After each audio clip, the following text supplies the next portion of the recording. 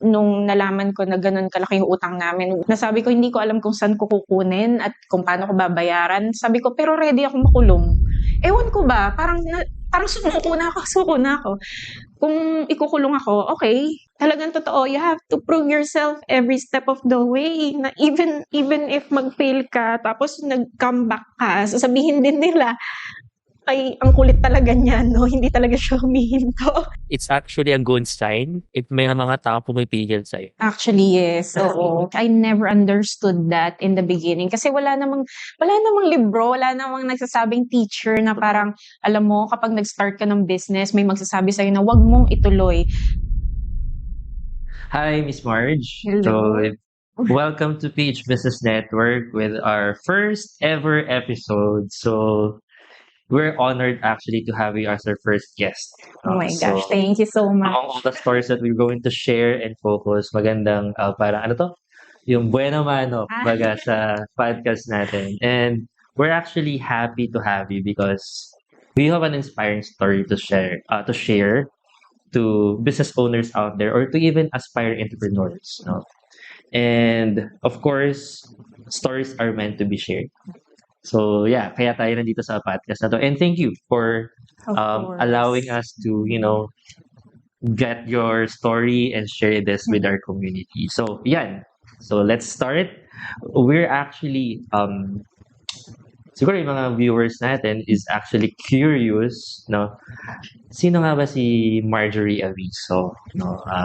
Ano ba yung ginagawa niya as a business owner and as a woman, no?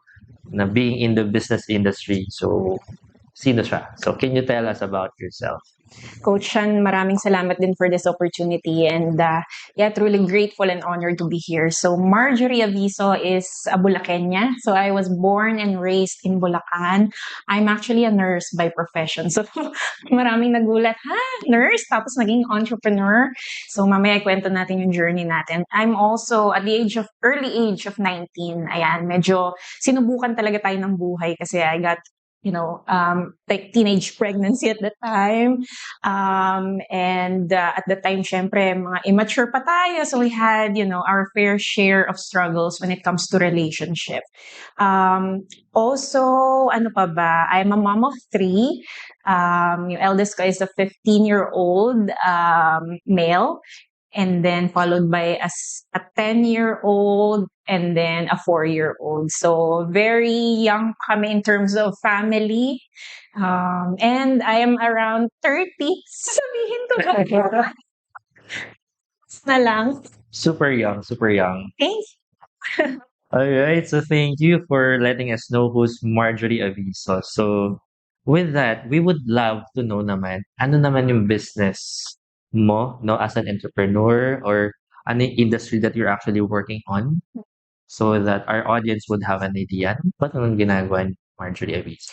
Sure. So I run and own Telework PH. It's a BPO, homegrown BPO in Bulacan. So alam ko marami talaga nag-iisip na bakit sa Bulacan nagkaroon or bakit ako sa Bulacan nag-start ng BPO. So talaga namang when after taking my board exam and passing, as a registered nurse, na-realize ko talaga na, yung sweldo ko kasi I was offered parang 6,000 pesos per month as a nurse. And alam po natin na hindi siya it's not enough, so to speak, to raise a kid at the time. So sabi ko, ano ba yung madaling hanaping trabaho ngayon na pwede kong, alam mo yan, mas malaki yung kitain ko. And BPO was the answer. Unfortunately, I had to travel to Manila para makapagtrabaho doon. Yes. And I had to leave behind yung anak ko. So traveling back and forth, I would say 4 hours, yan na yung siguro maximum or minimum back and forth. And hindi na ako nagsistay hindi na ako nagta-travel every day kasi nga sobrang magastos at nakakapagod. So parang twice a week ko lang siya makita. And I'm missing all those milestones, yung mga first talk niya, first walk niya. So sabi ko, bakit parang naging nanay ako pero hindi ako nanay? Parang Yes. gano'n. Parang ano lang, nagluwal ka lang, ganyan Mm. lang. So sabi ko, if I would be given a chance, I would definitely start it where I am or where I was raised. And so, yun nga, the BPO I've built sa Bulacan ko ginawa. So when I had the opportunity na makauwi sa amin, and even before that, nag-freelancing pa muna ako kasi parang hindi right away alam ko kung paano mag-manage ng isang BPO. So nag-freelancing muna ako at that time. So BPO, we do customer service, we do back-end support. Ngayon, more on our clients are really all about AI, data annotation. We also have virtual assistant services. Hindi na talaga limited ang BPO to call center kasi Yeah. yung karamihan na notion na parang, call center. Yeah, yeah. Ngayon, more on really, a back office support, professional services, virtual assistants. Mhm. So, that's what I do. And then I also, on the side, meron kaming production company, which is a global impact productions. Ito naman, we do advocacy films, outsourcing din ng mga films. So, mga foreign films na gustong gumawa, mag-shoot dito sa Philippines, but it will cost them so much. So, yan yung mga ginagawa rin. Nice. Nice. Okay. Actually, I was about to ask you ano yung BPO, but definitely you explain it well kasi baka yung mga viewers natin that doesn't have any idea. Mas kilala kasi si BPO as call center. Yes. Sabing BPO call center center. agad. But it's actually, BPO industry is very large. No? It is. It's very huge. And, even our agency is like, we're moving forward to BPO then with our services. So, okay. With that said, can you tell us what inspired you mostly? Well, you have mentioned kanina because of your kid, your travel time, ang hirap mag-commute, ganyan-ganyan. You're losing so much of the time that you should spend with your loved ones. No? Pero ano ba talaga nag-inspire sa'yo to actually start a BPO industry? Coach Sean, sa totoo lang, wala akong intention to become an entrepreneur kasi I've seen my mom work so hard her life and her entire life. Kasi meron kaming mini sari-sari store. My father, on the other hand, he's a seaman. So I saw her struggle every single day na parang inventaryo, kailangan i-manage yung finances, and sari-sari store sa isang village, maliit lang din naman. So, hindi rin enough. So, sabi ko, ang hirap palang maging negosyante. Pero, alam mo yon, life has turned me into that direction. I would say it's God's path for me. Kasi, even if I pursued something else, doon pa rin ako pinabalik ni Lord eh. Alam mo yung mga bagay na bigla na lang magkakaroon. Siguro makaka-relate din yung audience or viewers natin na meron mga bagay na mangyayari sa atin na it seems na ito yung pinupursu mo pero hindi binibigay sa'yo. Ibig sabihin, it's a redirection. Ganun yung nangyari sa akin. So, I was a nurse nga, pero even if, ang ganda ng credentials ko, even if I'm a board passer, meron akong kapit sa Kapitolyo, I could have gotten the job, right? But for some reason, kahit anong attempt ko, hindi ako nagkakaroon ng opportunity. Hanggang volunteer lang. So sabi ko, maybe nursing is not for me. So I tried BPO and napunta nga ako sa BPO, pero ayan, merong mga promotions. I was even asked by my TL na mag-apply ka for promotions, pero yung puso ko, sabi niya, parang hindi ka pang empleyado. Yung alam mo yun, yung pag negosyante ka, parang nahihirapan kang, sorry to say, pero yung parang ayaw mo nung may boss ka. Parang ganyan. Yung parang mahirap kumano. May mga ganong, may mga feelings akong ganon. Tapos parang challenge ko yung mga usual norms na bakit kailangan pumasok ng ganitong oras? Bakit kailangan may rules? Bakit kailangan... So parang sabi ko, and later ko na lang din na-realize na talaga palang may mga ini-instill sa'yo na unique capabilities or skills na ikaw lang. So parang for instance, bakit ka ganyan? Why do you challenge the norms? Why are you a risk taker? It's because those skills will actually help you to become an entrepreneur in the future. That's what it's being prepared for you for. So ganon. Sabi ko, bakit kailangan ganito? Bakit kailangan yan? Bakit? And so sabi ko, maybe employment is not for me. So one of my friends who has been working from home, apart from the fact na kailangang nahihirapan ako na yung anak ko naiiwan ko, Mm. and I was saying na bakit kailangan kong pumasok 8 to 5, pwede bang magkaroon ako ng buhay out of 8 to 5? A friend of mine offered me the opportunity to work from home for a client. So direct client na to. So sabi ko, okay, sige, now I can solve that part of the problem na malalayo ako sa kid ko. So I worked from home. And then dito naman, even with multiple clients, working with multiple clients as a freelancer, parang ang pinakamarami ko naging clients noon at that time, 10, 7, ganyan. Sabay-sabay. Sabay-sabay. Hindi ko rin alam kung paano ko siya napagsasabay-sabay at that time. Grabe. Pero even then, naisip ko, as a freelancer, sa totoo lang, para ka pa rin talagang may may limitation right? Kasi we only have 24 hours in a day. And sabi ko, yung 24 hours na yun, may pera ka nga, pero hindi ka naman makapasyal. Hindi ka naman makapag-spend ng time sa family mo. Kasi just imagine 10 or 7 to 10 clients na araw-araw mong kausap, araw-araw mong ka-meeting, gusto mong lumabas kayo, hindi ka rin makalabas. So yan yung mga, alam mo yan, may mga phases of the struggle every step of the way na parang, may energy ka, may pera ka, pero wala kang time. Tapos yung susunod mo, ano yung next step mo so you can also get that time freedom. So sabi ko, okay, so kung solopreneur lang ako all my life, wala akong time freedom. So maybe my next path is ito na, business. Which means I can now have time freedom kasi na-delegate ko na, may team na. And at the same time, hindi naman sobrang magdudwindle yung natin, yung income natin. Oo. And then yung energy, somehow, madidissipate mo na siya. Meron ng mga taong pwedeng tumulong din sa'yo. So, yun yung naging path na parang it only made sense, parang logically. Kasi every step, parang nagkakaroon ka ng challenge Tapos parang, okay, satisfied na ba ako na wala akong time freedom? Maybe what is the next step? Parang gano'n na lang yung nagiging, nagiging internalizations ko along the way. So, ayun. Nice. So, parang very well explained yung hugot. Parang hugot mo, bakit you actually become inspired to start a business. Kasi more on personal things that you want to solve naman.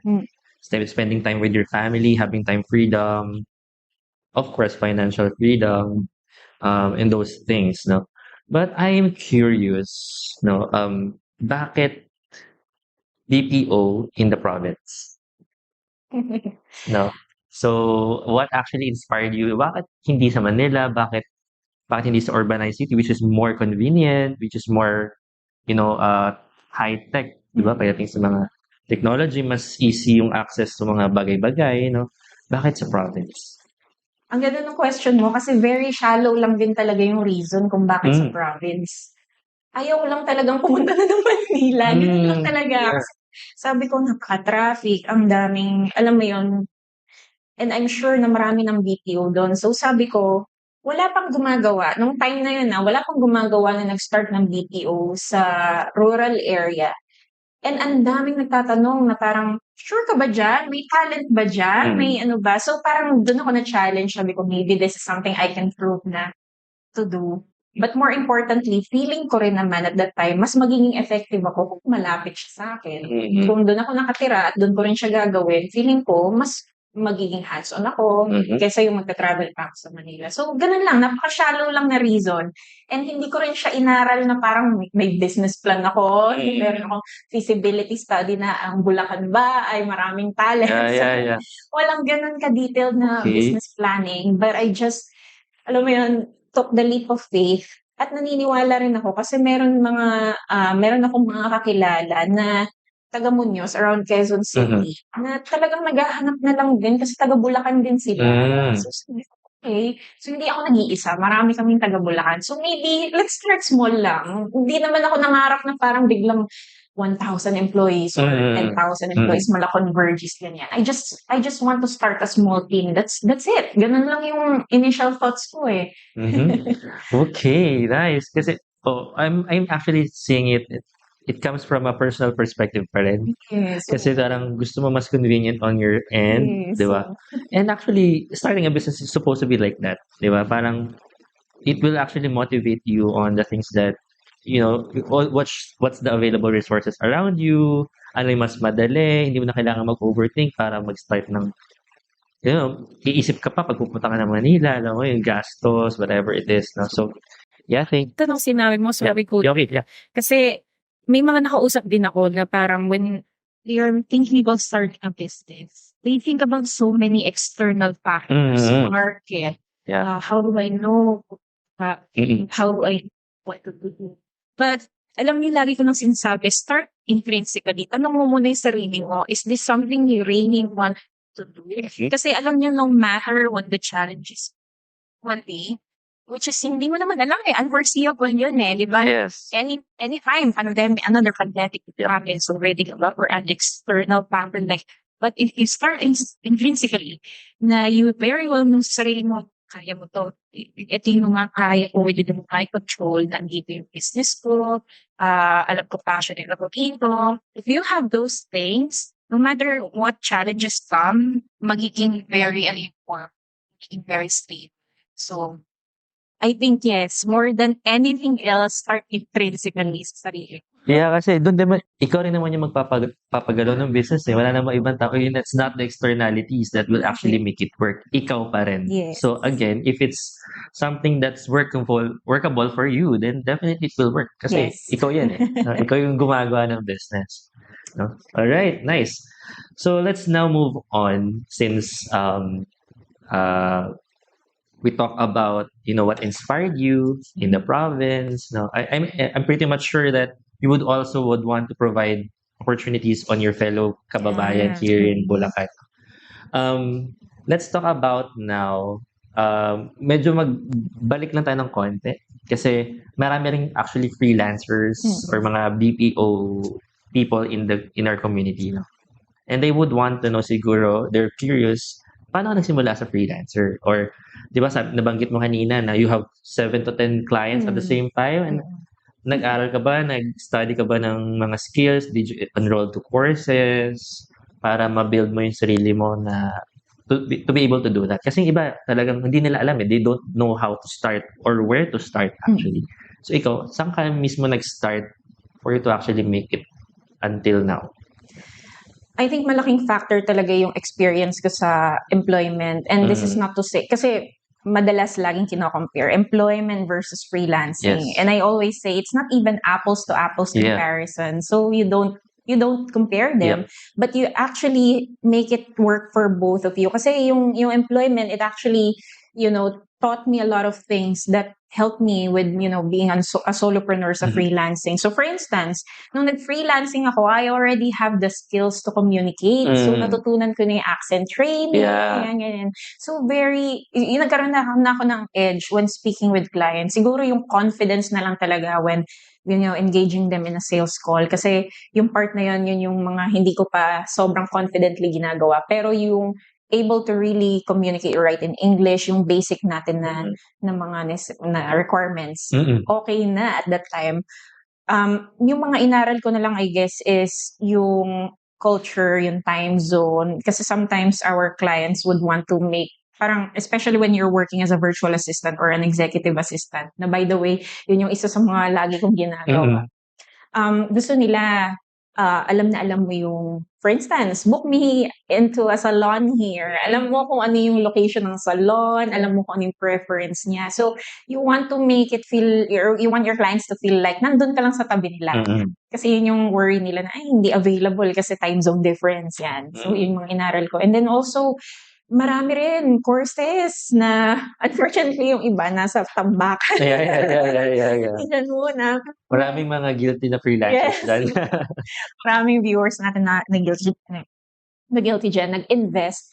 But, nag-invest din ako sa mga programs. Nagpatalon-talon din ako ng mga skill set. So, may nag-SEO, kasi out of curiosity, copywriting, virtual assistant EA, ganyan. Tapos nag-webmaster pa ako, konting WordPress. So, feeling ko parang challenge ko rin naman yung sarili ko to also learn different skills and maybe baka totoo kahit ako na ano rin ako ng mga shiny syndromes na yan na shiny parang object syndrome. mas malaki yung kita sa ganito. Oh, So yeah. tinry ko rin ganyan. Pero at the end of the day, you know what helped me is ikigai talaga. So talagang sinulat ko yun parang Yung oo, yung Venn diagram niya na what can I do or what skills can I do and what can the world pay me for, what hobby or passion that I can be paid for, ganyan.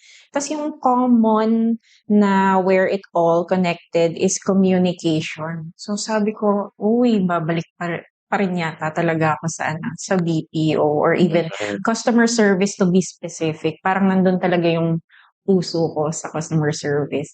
And when I was given the opportunity to start building a team, totoo talaga na parang initially ang babaw lang ng gusto mo mangyari sa buhay mo. Gusto mo lang kumita. Pero habang nag-unfold siya sa mata mo at habang nakikita mo yung mga sacrifice ng mga tao, doon mo marirealize na, ay, hindi lang pala to negosyo. Ito na, nandito na yung mission, andito na yung purpose na magbigay ng trabaho. Kasi pag naririnig mo yung mga tao na nagsasabing, alam niyo po na nagkaroon kami ng pagkain nung Pasko kasi nagkatrabaho yung anak ko. Grabe, yun lang.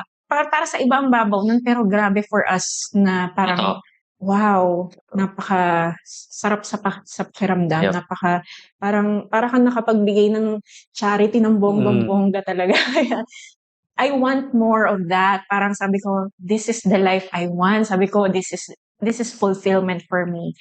Kaya lalong nanggigil ako to keep going. Kasi ang daling mag-quit, right? Totoo. Parang gusto mo na lang, ano ba to? Ba't ko ba pinasok to? Ang hirap pala. Lagi ko sinasabi, Coach Chan, na Pwede namang ibang business pwede namang fishball, pwede car wash, ganyan. Pero bakit BPO? Corporate. Napakahirap ng structure ng BPO. But ang galing ni Lord, ang galing ng plans niya na ito pala kasi yung pupuntahan ko. And this is where I shine, para ganyan. So, this is more of what I want to do. People service talaga. Nice. I actually relate to that, same vision, helping out people, in providing opportunities. So I've seen a lot of people who are suffering from, job losses or no opportunities being, provided to them. Anyway, so with that you na share mo, no, Miss Marge, you're saying that it's really important to actually invest in yourself first. Now, in business, pinakaunang investment dapat is sa sarili natin. You have to invest in yourself to gain skills, to gain knowledge, to have that specific mga trainings, for you to actually be able to become capable. Kasi may capacity building sa business no? So, unang-unang i-build mo is yung sarili mo. And you were actually able to testify to that na hindi magkakaroon ng ganitong telework PH or ng ganitong BPO if Marge didn't study before or didn't actually learn the right skills, the specific skills to actually make this one. All right. So let's now move on to the next part of the podcast, which is a very, very important aspect of when we talk about business. So again, business is about financial freedom, time freedom, making yourself your own boss. Mga ganyan. It's all about rainbows and butterflies. But right now, it's just one part of the business. Of course, let's move on to the darker side, maybe, of business. So for you as a business owner, as a woman, as a CEO, and in a tech, related industry, I'm pretty much sure that you experience, challenges in business.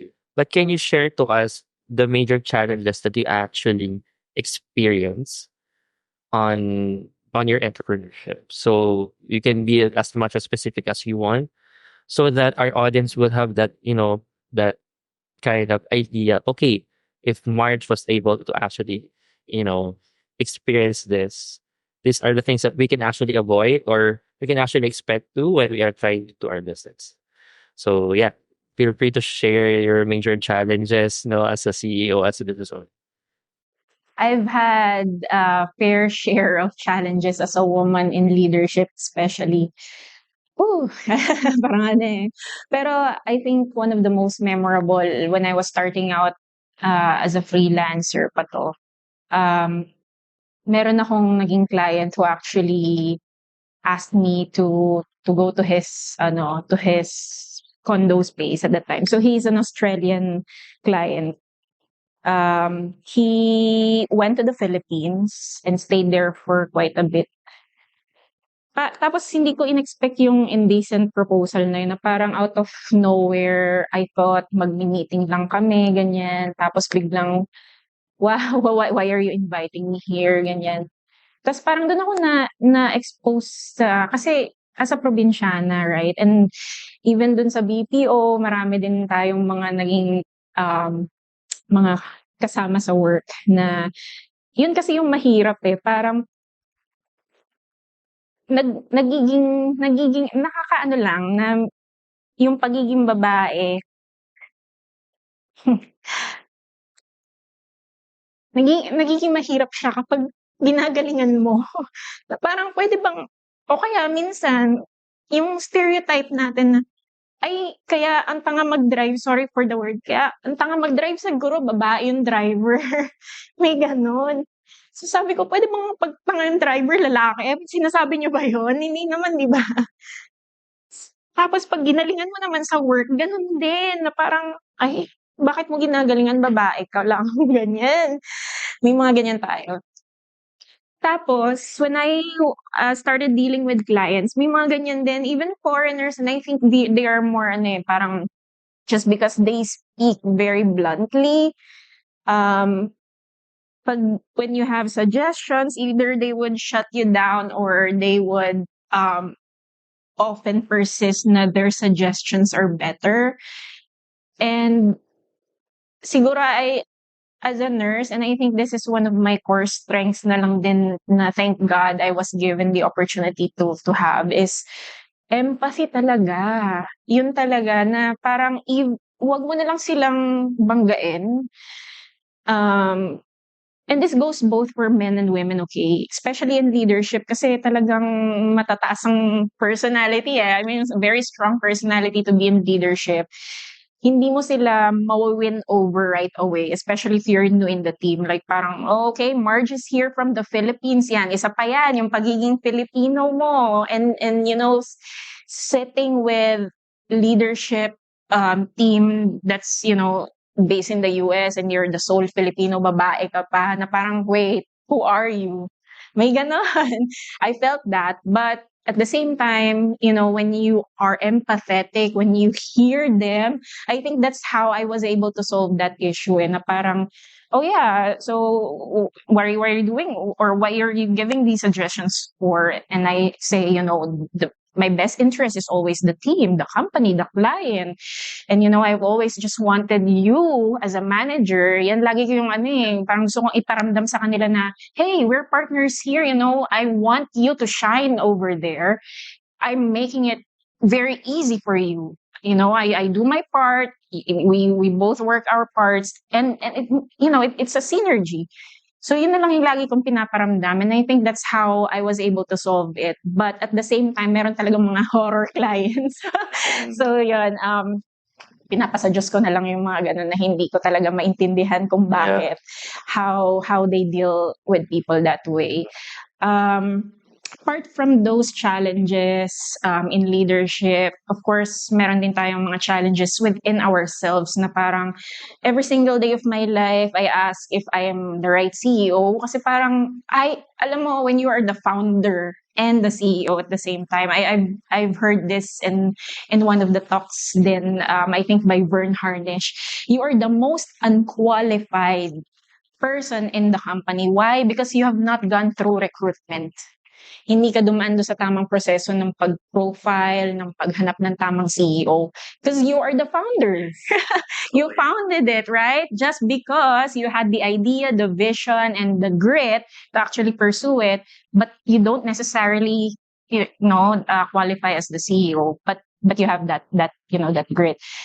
So, in other words, kailangan mo rin talagang i-prove na, you know, you're the qualified person for this role. I'm just so glad na yung team members ko are, really supportive of me. And yun nga, more of the same battles every day na parang how can I improve, and yung mga ano natin, what's that, yung syndrome, yung when you're not as confident, Imposter syndrome. imposter syndrome, ayan, yan. So parang ako ba dapat? Pero kailangan mo ring i-overcome yung mga thoughts na ganyan. And I do True. that by always upskilling myself, Mhm. always improving myself.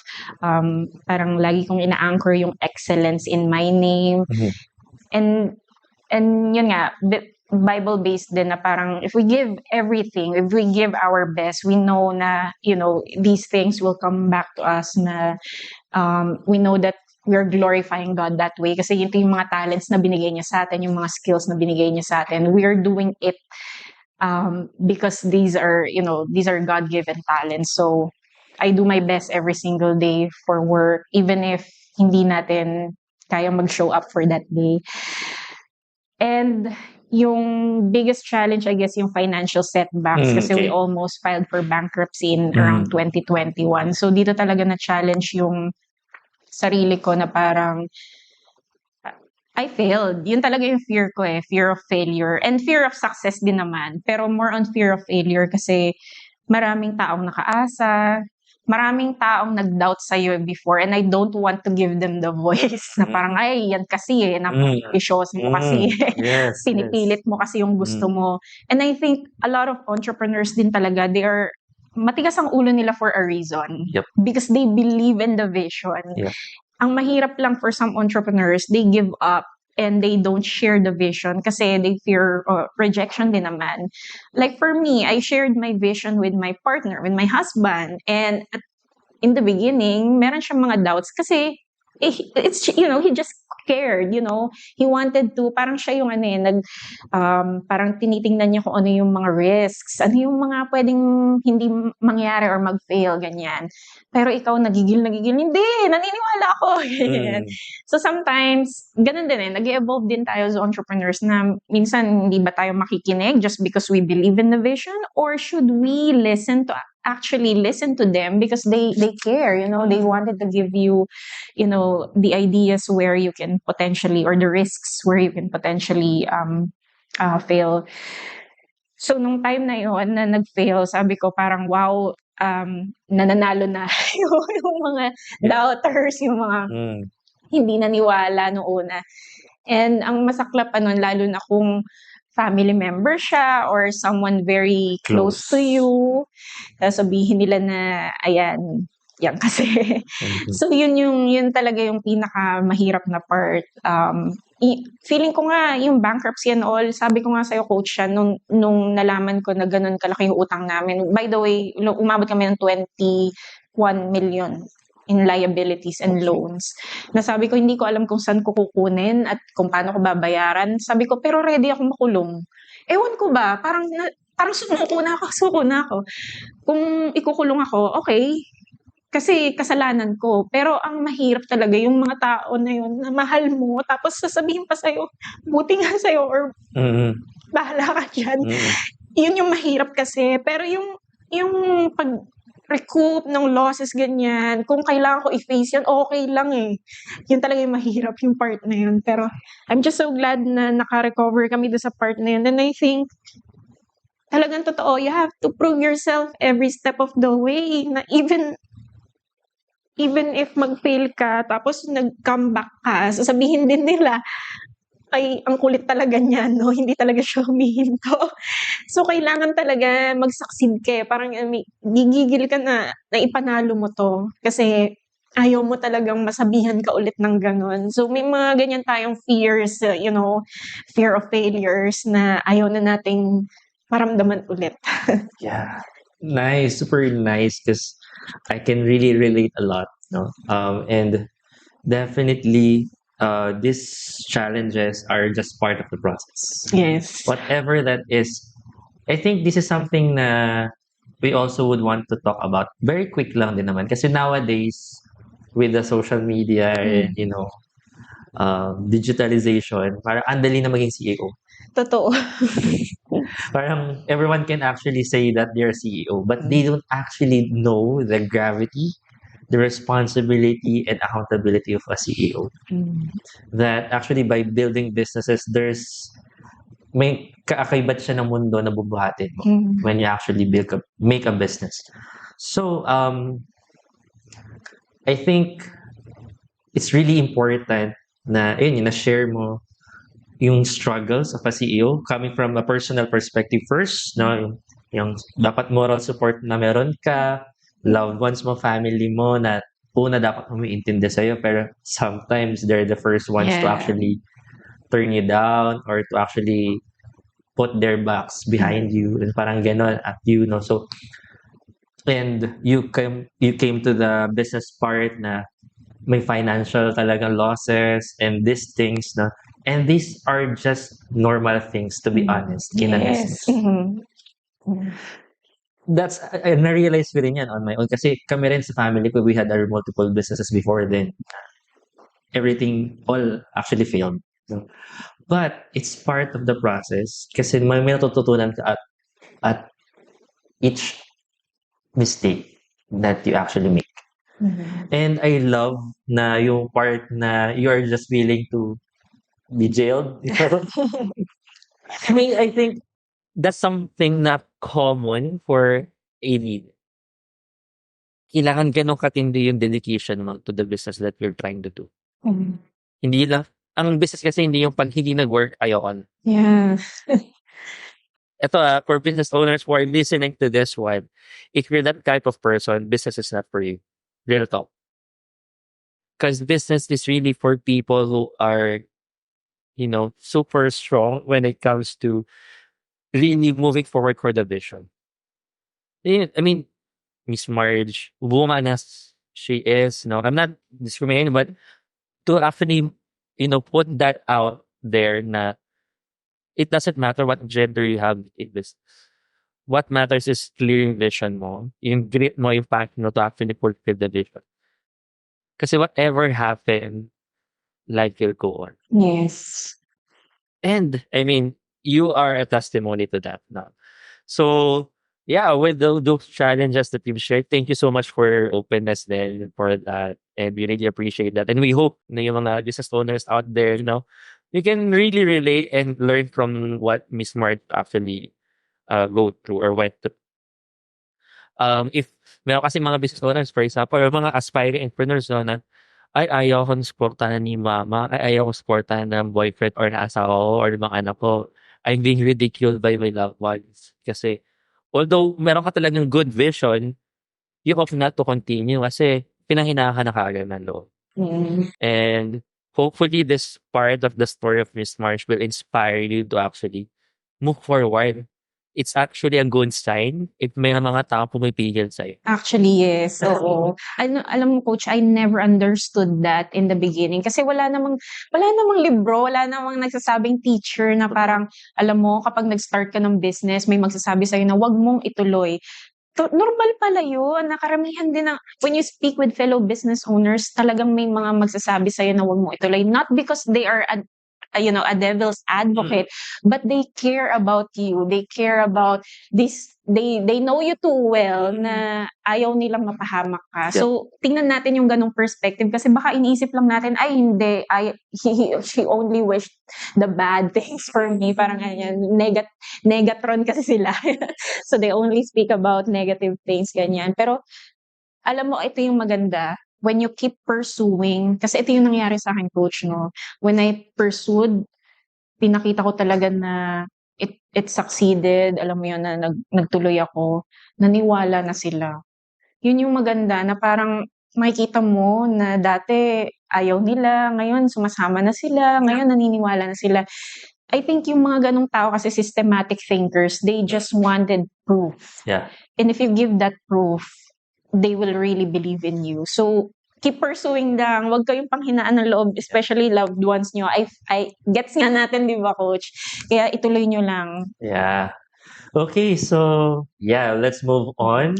Thank you so much, for that I'll move on to the next question kasi I'm pretty much curious na ngayon. So, you were able to overcome these challenges in your business. Of course, it doesn't mean na wala nang challenges at the moment, no? Mm-mm. All throughout your business journey, there will always be challenges. Hindi mawawala yan. It's part of life. No, if you're trying to avoid challenges, again, you have to think twice if you para ba sa inyo ang entrepreneurship. But, with that, no, ano sa tingin mo ngayon yung masasabi mo na I was able to make it?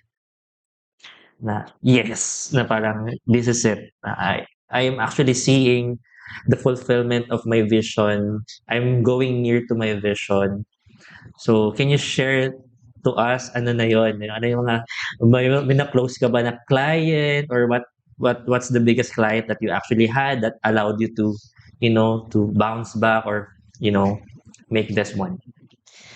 Napaisip ako doon sa question mo kasi I've been asking myself na parang when I get accolades, what do these accolades actually mean? Na parang, for example, we recently got the Philippine Daily Inquirer Growth Champions 2024. So these are only given to, I think, the top 30 companies that really flourished during the pandemic. So di ba parang pag inisip mo, wow, very prestigious Philippine Daily Inquirer to. Pero, sorry, but it doesn't mean so much yung accolade But when I heard yung mga employees, especially we have an accounting staff na meron kasi siyang thyroid enlargement. And we had her go through operation and all, or surgery and all that. Ang mga tumulong taga-telework. And we were able to help her finance that operation. Ang taba ng puso ko. Parang feeling ko ito yon. Ito yon. Ito yung parang ito talaga yung true testament na hindi kailangan malaman ng mundo pero alam mo sa sarili mo and between you and God na nagawa mo yung tama. And hearing people say na alam mo yun, we only want you as the CEO, ganyan. Yeah. Nakakatawa kasi nung sinushoot yung part na yon, aloka. Nandun ako. Ang kulit kasi ni Direk JP. Parang prank siya. Akala ko nagsushoot lang sila. Nandun si Rian and all. Tapos yun pala, it's really meant for me. 2 beses nila sinut yun, yung part na yun sa film. Sorry for the viewers. Nasa plug ko na. Spoiler. Plug ko na yung film na When the World Met Miss Provinciana. Yes. Showing August 7 nationwide. So may part kasi doon na kumanta yung employees for me. And I thought they were just filming, they were just shooting that act. Tapos yung pala, the song is really actually for me. Inulit nila yung scene na yun. So parang grabe. Naiyak talaga ng sobra-sobra kasi na-realize ko, ito na pala yung nagagawa. Kasi parang you're always looking at challenges, laging may problema, laging may i-consult, laging may pipirmahan. It's very easy to be caught up with day-to-day life. Tapos hindi mo na nakikita yung nangyayari sa paligid na, ma'am, ganyan, you're helping us. Ma'am, ganito yung nangyayari sa buhay ko. Ma'am, ganito yung naipakita nyo sa amin. Yun yung mga tinatago kong screenshots sa phone ko na one day gusto ko ipakita sa anak ko na ito yung mga testimonials na na-impact mo yung buhay nila. Kasi it's not about the accolades, it's not about the money. The money can be taken from anywhere. But yun nga, yung impact talaga ng mga nagagawa natin sa lives ng community and the employees. Kaya pag makikita ko sila nagtatrabaho, ayan, yung assistant ko na hindi na nakakatulog din. Grabe lang din talaga yung sacrifice ng team. Kaya I want to keep going then. So, sorry talaga. It's okay. Iyakin ako. It's okay. It's really nice. I think I know why. That despite of the accolades that you have or the external achievements that you have, yung sense of fulfillment for you is not dependent on that. Yes. Because your vision is actually this one. Your staff, your employees, providing value to them. Yes. The impact that you would want. Kasi yun yung gusto mo at the first place. Why you actually started the business. Ang ganda ng sinabi mo. Naalala ko lang din yung shinare ni John sa akin sa amin in one of the masterminds na parang it's best if you have the passion and the purpose merged into one. And may nagtanong, how do you know if your passion and your purpose has merged? Sabi ko, if you feel so bad about something na violate, for instance, may nakita kang aso na sinagasaan, gigil na gigil ka, bakit yung sinagasaan? It means yung passion mo for animals and your purpose in life to help animals, nag-merge na sila. So yung ganong feeling na parang, bakit yung minamaltrato yung mga employees? Bakit yung mga foreign clients? Or bakit kailangan mag-abroad? Yung mga ganyang questions, when you start asking them, nandun na yung purpose, nandun pa yung passion. So baka something that would help people. Yeah. Cool. That's a very nice insight about, kasi in entrepreneurship, kailangan yun. Kasi yun yung driving factors mo, the Yes. purpose and the passion. So it's a parallel system that must be working side by side para talagang pag na-fulfill mo yung vision mo, iba yung sense of happiness. It's not really Totoo. material. It's not tangible, kumbaga. No? And I think yun nga, when I ask you na ito na yung feeling mo ay you're trying to fulfill whatever you're looking for or trying to build, is when you actually see your employees being happy, trying to help out people, receiving good messages from the people. Kasi yun yung purpose mo. Yes. So yeah, nice, super nice. We're really having a nice story. Siguro last would be, since we're there na, we explained that you get to have business already, you were able to build Telework PH. Can you share naman, ano na ba si Telework PH ngayon? So, ano na ba yung standing niya? How many employees do you have? Do you already have, your current office? Gano'n na ba kalaki operations ninyo? Para at least the people would have an idea, then ito na pala yung na-build ni Marge. Yes, sure. So we started officially registered 2018 as a sole prop, and then we transitioned to corporation in 2019. Pero back in 2015, ganyan, we're all working from home. So from working from home and into a coffee shop, now we have this office. So we started with about 0, naging actually 1. Employee number 1 ako. 3, 7, 15, 20. Before kami nagkaroon ng office space, so around 20 people kami dyan. And then when we actually had our office space, ito yung nakakaloka, nag 300 kami agad. Wow. So, alam niyo yun, and sometimes people or even those who are interested in starting a BPO, they're kasi on the fence kung kailangan ba ako mag-opisina kasi alam naman natin yung capital expense, right? I feel you, I hear you. You don't have to if you don't have to, but clients actually really are more, looking at BPOs with office spaces. Why? Kasi they know you have the controls when it comes to data privacy and yung pag-manage ng team. Initially yung sa amin kasi we have complaints of background noises. Meron daw mga roosters, meron daw mga umiiyak, ganyan. So we had to transition to an office. Pero the value is really about the data privacy and kung nalilik ba yung mga information. Kasi very big deal talaga ang cybersecurity sa kanila. So that's one. Anyway, so we transitioned to now we have about 1,000 employees. So meron kasi kaming seasonal account. So, nagpa-fluctuate yan minsan 1, 2, 1, 5, ganyan. So, pero we are now at 1,000 people and 5 or 50% of that nandito sa Bulacan. The rest are virtual. Wow. So, hybrid setup kami, Coach. We are, kasi we want to be able to expand din naman and hindi tayo limited sa area lang din ng Bulacan. So that's that. And then in terms of revenue growth naman, we are currently at around 250 million in revenue. And then around 50% in GP.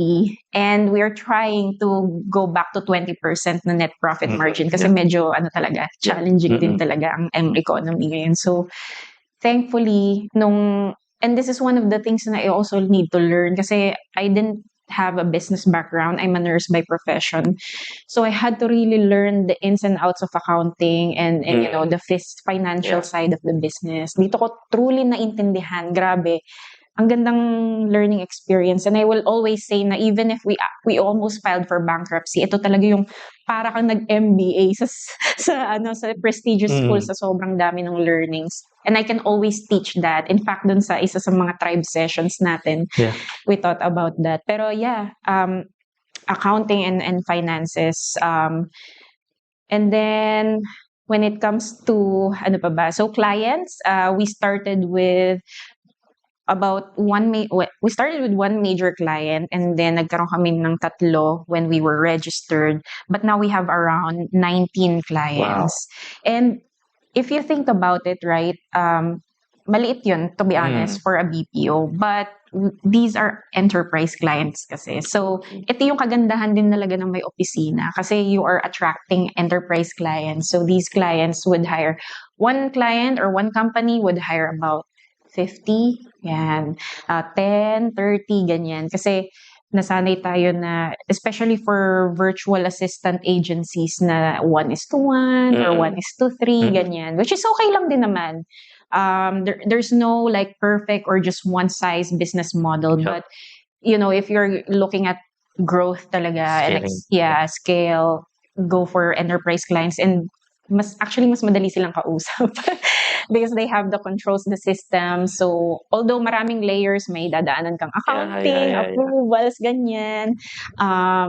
Mas naman sila, mas maayos yung standards nila. Okay, nice. So, congratulations Thank to you. Telework PH actually. So, siguro ito na lang to wrap up our episode. Ano yung sa tingin mo you can actually say to our viewers, to our listeners, both for aspiring entrepreneurs and sa mga existing entrepreneurs na who have, fears, doubts in actually trying their business on. So, ano yung pwede mong life advice to share to them? One thing I always say is you have to heal yourself. Mag-heal ka muna. And I say this because when you are starting out, wherever you are starting, what values you have at the time will magnify and expand when you become successful. And when you're egoistic, when you are selfish, when you're not, giving thanks, first of all, totoo naman na hindi ka talaga mag-grow because of these things. And apart from that, when you magnify ego, alam naman natin yung mga storya ng mga startup founders na nag-fail, napunta sa, alam niyo yun, sa maling direksyon just because of ego. And the same thing with, how you manage your finances. Sabi nga sa Bible, diba, who can be trusted with little can be trusted with many.